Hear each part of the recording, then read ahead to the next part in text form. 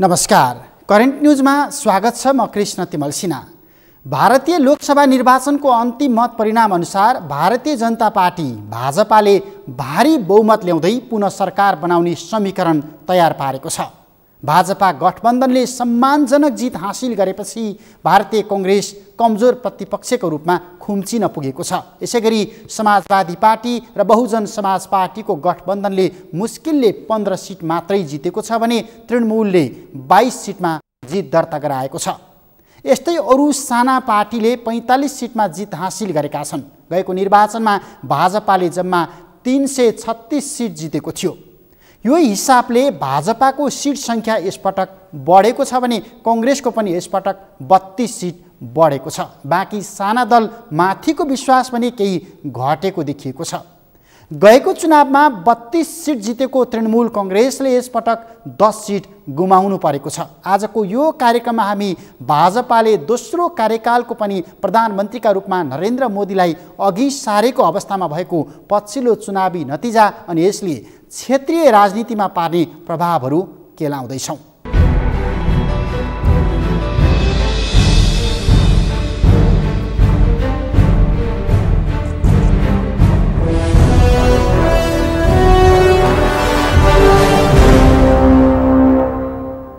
कट्टर हिन्दू राष्ट्रवादी धारको नेतृत्व गर्दै भारतीय जनता पार्टी भाजपाका नेता नरेन्द्र मोदीले थप शक्तिशाली सरकारको नेतृत्व गर्ने अर्को जनमत पाएका छन्।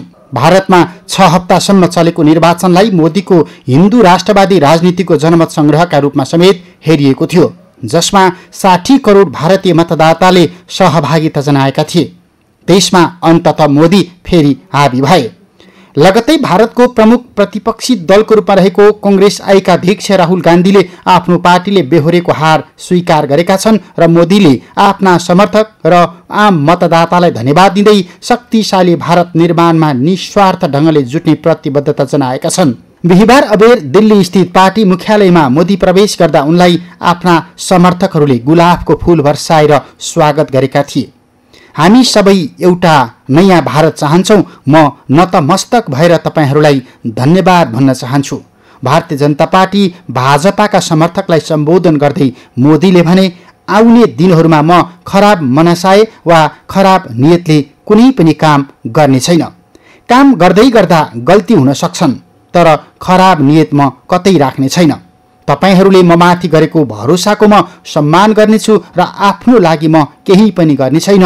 जे गर्छु भारतका लागि गर्नेछु, मोदीले सम्बोधनका क्रममा प्रश्न पारेका छन्। चुनावको मतगणना हुँदै गर्दा लोकसभाको 543 सिट मध्ये भाजपा एक्लैले स्पष्ट बहुमत ल्याउने प्रक्षेपण सार्वजनिक भए लगतै मोदी पार्टी मुख्यालयमा सम्बोधनका लागि गएका थिए। भाजपाको गठबन्धनले अब करिब 2/3 नजिकको मतसहित शक्तिशाली सरकार बनाउने म्यान्डेट पाएको भारतीय समाचार एजेन्सीहरूले उल्लेख गरेका छन्।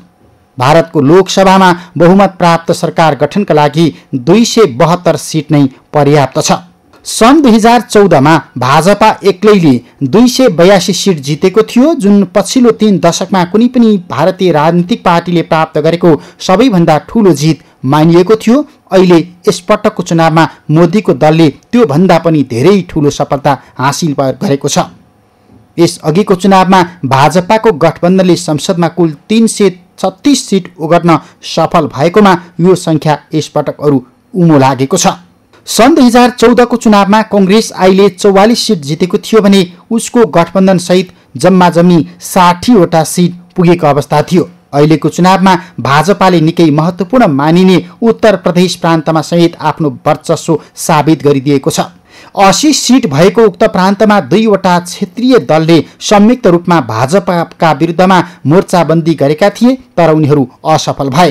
त्यस्तै पश्चिम बङ्गालमा पनि भाजपाहरू शक्तिशाली बनेर उदाएको छ। भारतका 5 मध्येका 4 दक्षिणी प्रान्त आन्ध्र प्रदेश, तेलङ्गाना, तमिलनाडु र केरलामा भने भाजपा केही कमजोर देखिएको छ। चुनावी परिणाम अपेक्षा विपरीत आएपछि कांग्रेसका अध्यक्ष राहुल गान्धीले दिल्लीमा पत्रकार सम्मेलन गरेर 2004 देखि जित्दै आएको उत्तर प्रदेशको एउटा निर्वाचन क्षेत्र अमेठीमा समेत आफ्नो हार स्वीकार गरेका छन्। उक्त निर्वाचन क्षेत्र दशकौंदेखि गान्धी परिवारको पकडमा थियो। कांग्रेसले नेतृत्व गरेको गठबन्धनले चुनावमा 100 भन्दा कम सिट जित्ने पूर्व अनुमानका बीचमा गान्धीले पत्रकार सम्मेलन गरेर आफ्नो हार स्वीकार गरेका हुन्। यता मोदीले दोस्रो कार्यकालका लागि भारतमा शक्तिशाली सरकारको नेतृत्व गर्ने निश्चित भएपछि अबको भारतको चुनौती अनि छिमेकी मुलुकसँगको सम्बन्धलाई लिएर चारैतिरबाट विश्लेषण अनि टीका टिप्पणी सुरु भएको छ। यही सन्दर्भमा बीबीसीले लेखेको छ, सन् 2024मा आफ्नो दोस्रो कार्यकालको उत्तरार्धमा नरेन्द्र मोदी एउटा यस्तो देशको नेता बन्नेवाला छन् जुन देशको जनसङ्ख्या वृद्धिका हिसाबले विश्वको सबैभन्दा धेरै जनसङ्ख्या भएको देशका रूपमा चीनलाई समेत भारतले उछिन्न सक्छ। मोदीको दोस्रो कार्यकालको उत्तरार्धमा भारत विश्वको 5औं ठूलो अर्थतन्त्रका रूपमा विकसित हुन अघि बढ्नेछ र विश्वको सबैभन्दा प्रदूषित शहरको सूचीमा भारतका शहरहरूको सूची धेरै लामो पुग्नेछ। कट्टर हिन्दू राष्ट्रवादी धारको नेतृत्व गर्दै मोदीले विश्वको दोस्रो ठूलो मुस्लिम जनसङ्ख्याको समेत नेतृत्व गर्ने अवसर पाएका छन्, बीबीसीले लेखेको छ।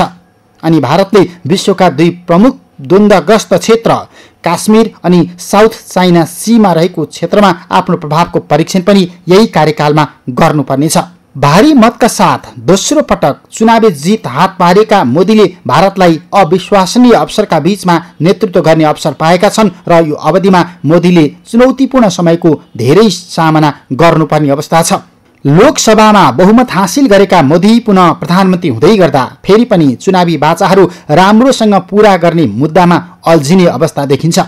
जुन बाचा पूरा नगरेको आरोपका बीचमा पनि मोदी दोस्रो पटक भारतको सरकार चलाउने हैसियतमा पुगेका छन्। भारतको खुल्ला अर्थनीतिमाथि आशावादी विदेशी लगानीकर्ताले भारतीय कम्पनीमा लगानी कम गरेको अहिलेको यो अवस्थामा मोदीका लागि वैदेशिक लगानी भित्र्याउनु अर्को महत्त्वपूर्ण चुनौती हो। यसबाहेक सडकको सङ्ख्या, सडकको गुणस्तर, ग्रामीण पूर्वाधार निर्माण, गरिबका लागि सस्तोमा खाना पकाउने ग्यास, गाउँमा शौचालय, सामान बिक्री कर, 50 करोड परिवारलाई फाइदा पुर्याउन सक्ने आशा गर्न लायकको स्वास्थ्य बिमा योजना मोदीको लोकप्रियताका आधार हुन्, जसमा प्रशस्तै सुधार आवश्यक देखिएको छ र यो मोदीका लागि अर्को चुनौती हो, भारतीय सञ्चार माध्यमहरूले टिप्पणी गरेका छन्।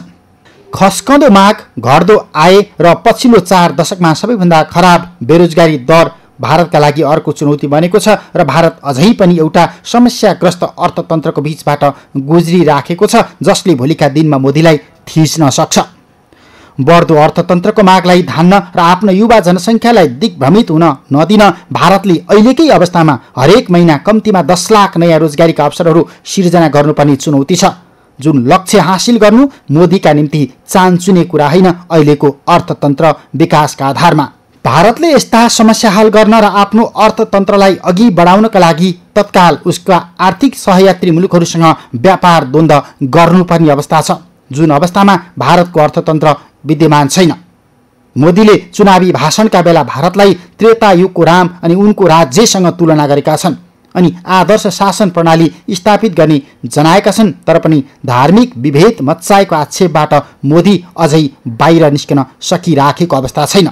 भारतले पाकिस्तानसँगको सम्बन्धमा पनि सुधार ल्याउन सकेको छैन, यो अर्को चुनौती हो।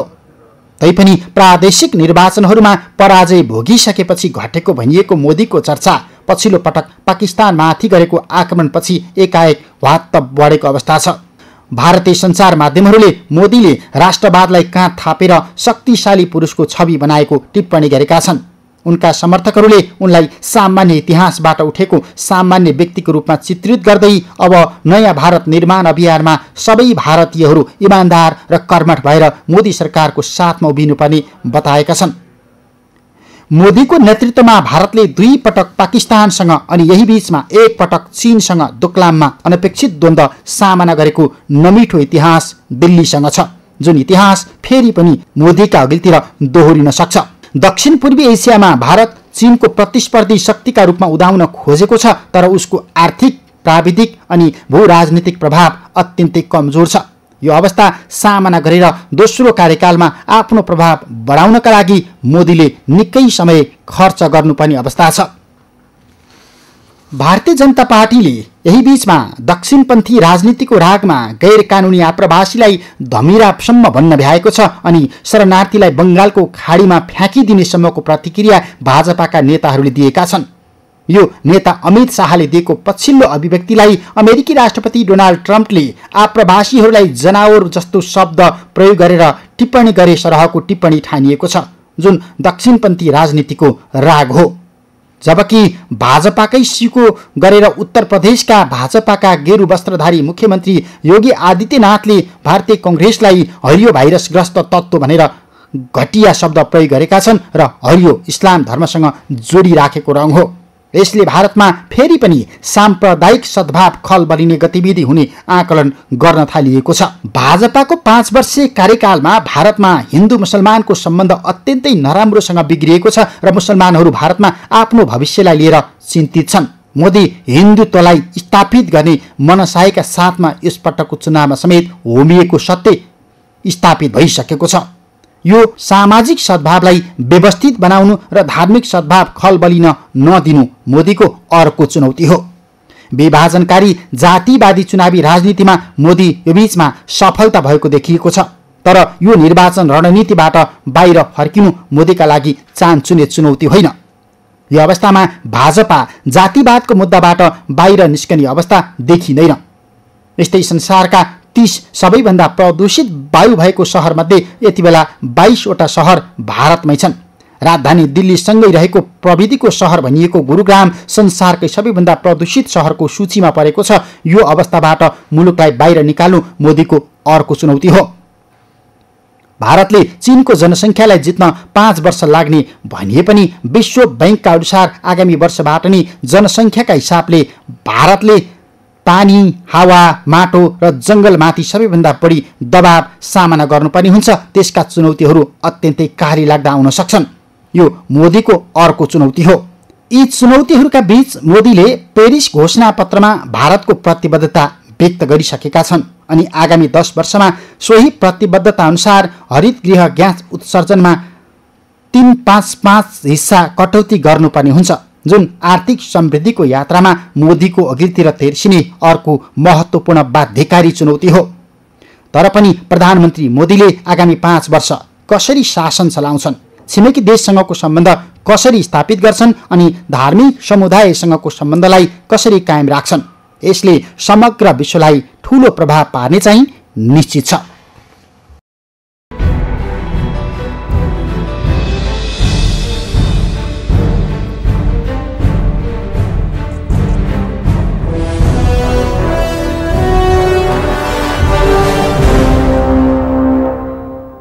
दुई 2072 सालको विनाशकारी भूकम्पपछि भारतले नेपालमा नाकाबन्दी लगाइदिएपछि नरेन्द्र मोदी अथवा भारतको त्यो संस्थापन पक्षसँग खासै राम्रो सम्बन्ध नरहेको अवस्थामा नेपालका प्रधानमन्त्री केपी शर्मा ओलीले यही बीचमा भारतीय प्रधानमन्त्री नरेन्द्र मोदीलाई बधाई दिएका छन्। मोदी लोकसभा निर्वाचन 2019मा भारी मतका साथ विजयी भएको औपचारिक घोषणा नहुँदै प्रधानमन्त्रीले सामाजिक सञ्जाल, ट्विट अनि प्रत्यक्ष टेलिफोन सम्पर्कै गरेर बधाई दिएका हुन्। यस्तै नेपाल कम्युनिस्ट पार्टी नेकपाका अध्यक्ष पुष्पकमल दाहाल प्रचण्ड, नेपाली कङ्ग्रेसका सभापति शेरबहादुर देउवा सहित विभिन्न दलका शीर्ष नेताले मोदीलाई अनि भाजपालाई बधाई र शुभकामना दिएका छन्। भारतको लोकसभा चुनावमा सत्तारूढ पार्टी भारतीय जनता पार्टी अनि प्रधानमन्त्री नरेन्द्र मोदीले ऐतिहासिक सफलता पाइसकेपछि नेपालको वीरगञ्जमा अलग अलग समूहले खुसियाली मनाएको छ। परिवर्तित सन्दर्भमा भारतमा मोदीको पुनरागमनले दुई मुलुक बीचको सम्बन्धमा अब कस्तो असर पर्छ, यो चाहिँ बहसमा आएको छ। थप सामग्री एकैछिनको विश्रामपछि।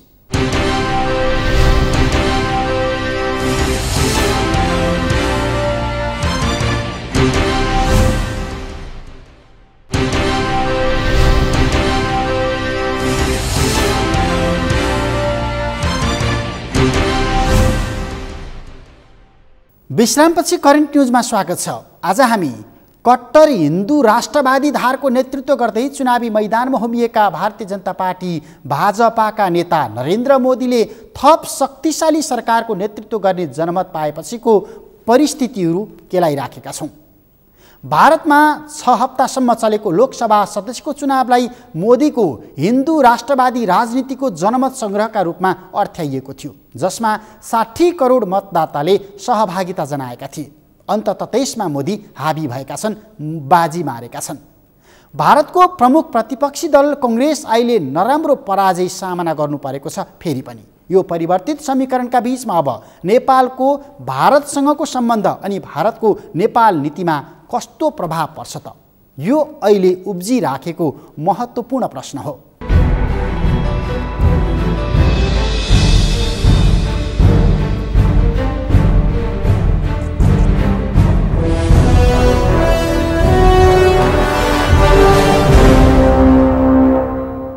उच्च राजनीतिक तहमा विगत 2-3 वर्षदेखि अत्यन्त सकारात्मक हिसाबले सघन हिसाबले छलफल भइरहेको छ। अत्यन्त खुला हिसाबले हाम्रा समस्याहरू हाम्रा बीचमा सम्बन्धलाई अगाडि लानका लागि के समस्याहरू छन् भन्ने विषयमा छलफल चलिरहेको छ।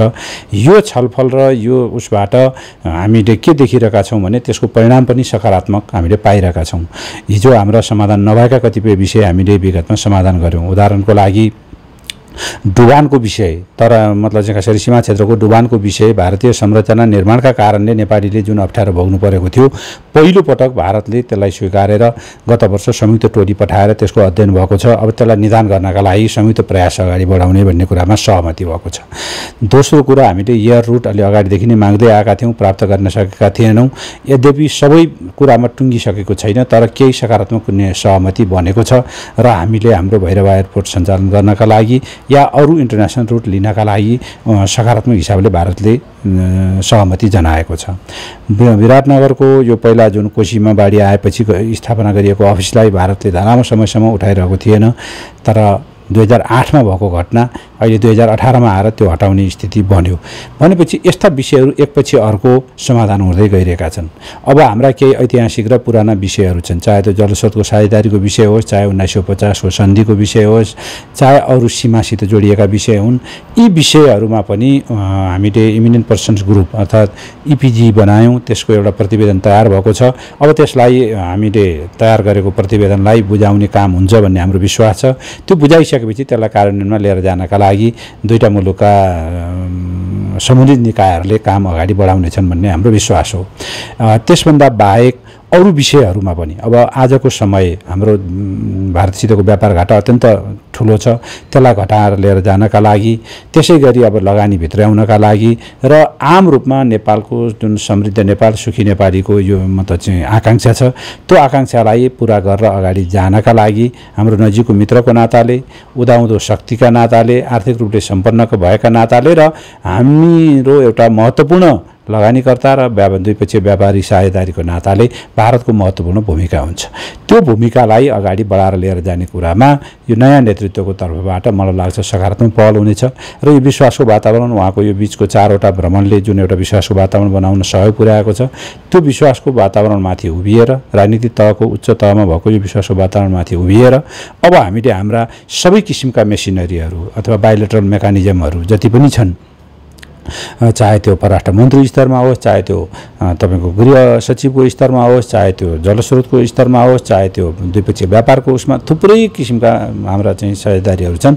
ती द्विपक्षीय मेकानिजमहरूलाई सक्रियतापूर्वक अगाडि बढाएर हामीले एउटा दुईटै मुलुकलाई फाइदा हुने, हाम्रो मुलुकको पनि हाम्रो सार्वभौमता, हाम्रो राष्ट्रियता, हाम्रो जनताको स्वार्थसित हामी मतलब चाहिँ लाई हित हुने गरी अगाडि बढ्ने र सँगसँगै भारतका पनि जायज चासोहरू, भारतले नेपालको भूभाग उसका विरुद्धमा प्रयोग नहोस् भन्ने जुन उसको भनाइ छ, ती कुराहरूलाई हामीले सुन्नुपर्छ। चाहे त्यो नक्कली मुद्राको कारोबारको कुरा होस्, चाहे त्यो सीमा क्षेत्रमा हुने अपराधका कुराहरू हुन्, चाहे त्यो चाहिँ कतिपय गलत तत्त्वहरूले नेपाल वा भारतीय भूमिमा फाइदा लिने कुराहरू हुन्, ती कुराहरूमा हामीले पनि सहकार्य गरेर यी हाम्रा साझा विषयहरू हुन् र यिनलाई साझा ढङ्गले सहकार्यबाट नै हामीले निर्मूल गर्नुपर्छ भन्ने कुरामा हामी पनि उदार बन्नुपर्छ र उनीहरूले पनि सँगै अब नेपालको हितको विरुद्धमा कुनै गतिविधि भारतीय भूमिबाट भएको छ भने ती कुराहरूमा भारतले पनि सतर्कता अपनाउनुपर्छ र त्यस किसिमको सहकार्य हामी जाने सम्भावना बढेको छ र केही सकारात्मक परिणामहरू हामीले देखिसकेका छौँ र भारतमा नयाँ नेतृत्व आइसकेपछि त्यो बाटोतर्फ जानका लागि अझ मतलब चाहिँ सहज हुनेछ भन्ने विश्वास हामीलाई लागेको छ र प्रधानमन्त्रीले हिजो दुवै प्रधानमन्त्रीले अझ त्यसमा हामी सहकार्य गरेर नयाँ उचाइमा नेपाल भारत सम्बन्धलाई लानेछौँ भन्ने जुन विश्वास व्यक्त गर्नुभएको छ, त्यसले त मलाई लाग्छ धेरै सकारात्मक सन्देश दिएको छ भन्ने लाग्छ।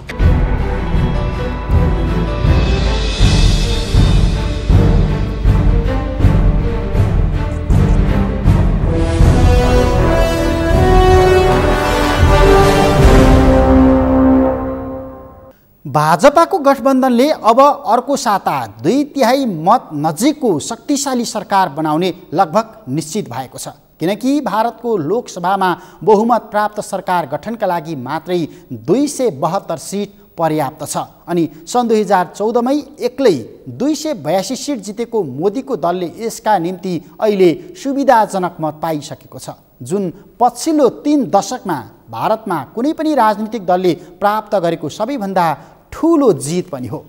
अहिलेको चुनावमा भाजपाले निकै महत्त्वपूर्ण मानिने उत्तर प्रदेश प्रान्तमा वर्चस्व साबित गरेको छ भने राजधानी नयाँ दिल्लीमा पुरै क्लिन स्विप गरिदिएको छ। पश्चिम बङ्गालमा पनि भाजपा अरू शक्तिशाली बनेर उदाएको छ। देशभरबाट चुनावी परिणाम अपेक्षा विपरीत आएपछि कांग्रेस आइका अध्यक्ष राहुल गान्धीले दिल्लीमा पत्रकार सम्मेलन गरेर सन् 2004 देखि जित्दै आएको उत्तर प्रदेशको एउटा निर्वाचन क्षेत्र अमेठीमा समेत आफ्नो हार स्वीकार गरिदिएका छन्। उक्त निर्वाचन क्षेत्र दशकौंदेखि गान्धी परिवारको पकडमा रहेको थियो। यो कांग्रेस आइका निम्ति ठूलो राजनीतिक प्रतिष्ठाको प्रश्न पनि बनेको छ। हवस् त, करेन्ट न्यूजको आजको समय सकियो। भोलि फरक विषयका साथ उपस्थित हुने नै छौं। नेपालको पहिलो न्यूज च्यानल सगरमाथा टेलिभिजन हेर्दै गर्नुहोला। नमस्ते।